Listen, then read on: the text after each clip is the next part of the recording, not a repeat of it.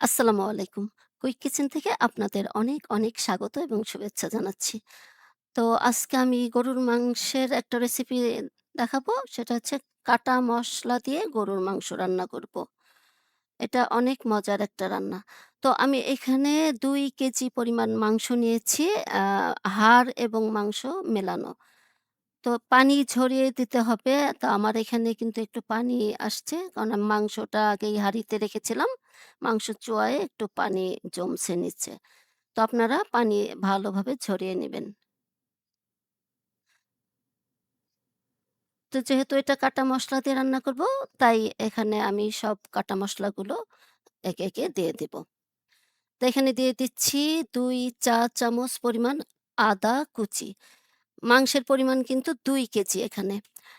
তো আর দিয়ে দিচ্ছি রসুন কুচি ৩ চা চামচ পরিমাণ। কারণ গরুর মাংসে একটু রসুনটা বেশি দিলে ভালো লাগে।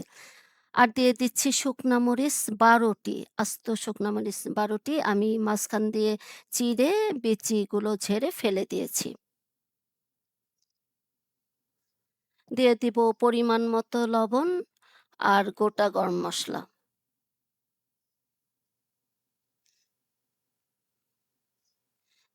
এখানে আমি একটা তেজপাতা মাঝখান দিয়ে ছিঁড়ে দিয়েছি। আ দিয়ে দিব ৮ টি আ দারুচিনি আর ৮ টি এলাচি, ১/২ চা চামচ গোলমরিচ। আম এই তো, এখানে আমি কোনো লং ইউজ করব না। আর এই রান্নাটা কিন্তু একদমই পানি ছাড়া করতে হবে। পানি দেওয়া যাবে না। এখানে আমি দিয়ে দিচ্ছি ১.৫ কাপ পরিমাণ টক দই। মেজারমেন্ট কাপের ১.৫ কাপ। ১/২ লিটার টক দইয়ের যে কৌটাগুলো আছে ওগুলোর থেকে ৪ চা চামচ পরিমাণ আমি রেখে বাকি সবটুকুই দিয়ে দিয়েছি। তো আপনারা গরুর মাংস ২ কেজি মাংসে ১.৫ কাপ পরিমাণ টক দই দিলেই হবে। ভালো করে আ মাখায় দিতে হবে। তো সবচাইতে ভালো হাত দিয়ে মাখালে ভালো হয়। তো যেহেতু হাড় আছে, তো আমি এখানে আর হাত দিলাম না। আমি আ ভারী একটা স্টেনলেস স্টিলের খুন্তি দিয়ে ভালো করে নেড়ে দিচ্ছি। আমি কিন্তু এখনো তেল আর পেঁয়াজ কুচিটা দেই নাই। যেহেতু ভালোভাবে আ আ মেখে দিতে হবে, তাই আমি এবার ধাপে, ধাপে এটা নেড়ে দিচ্ছি।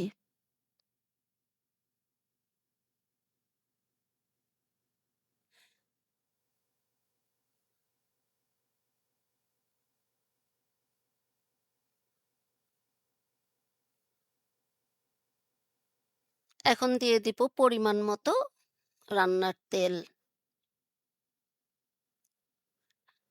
তেলটা দিয়েও আবার আমি একটু নেড়ে দিব।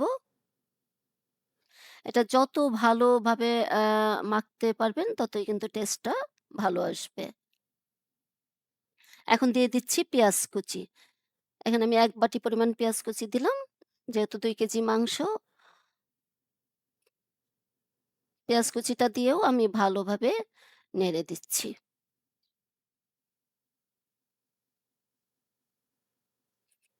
তো ভালোভাবে মেখে এটা আমি ২ ঘন্টার জন্য ঢেকে রান্না করব।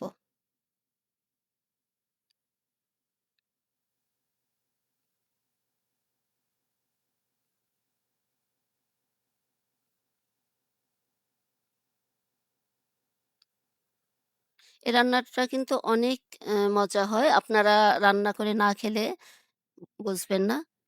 রান্না করে খাবেন, তখন বুঝবেন যে রান্নাটা কত মজার। তো আমি এখানে চুলা জ্বালিয়ে দিলাম। এই মুহূর্তে চুলার আ আ আ হাই ফ্লেমে থাকবে চুলার আঁচটা।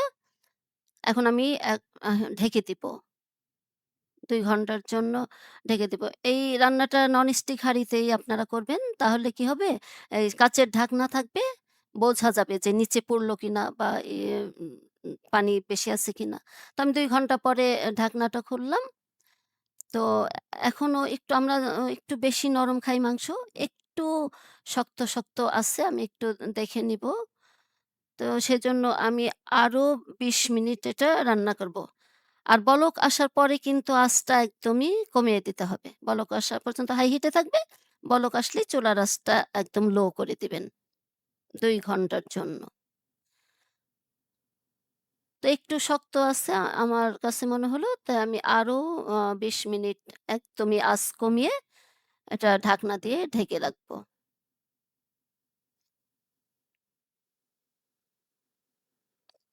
এই রান্নায় কোনো পানি দেওয়া যাবে না। মানে লাগে, প্রয়োজন হয় না।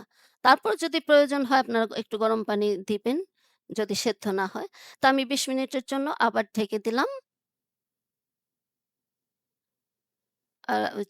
ঢাকনার ছিদ্রটা বন্ধ করে দিলাম। এই তো আমার হয়ে গেছে। এখন আমি সার্ভিং ডিশে ঢেলে দেখাচ্ছি। খুবই মজার একটা রান্না।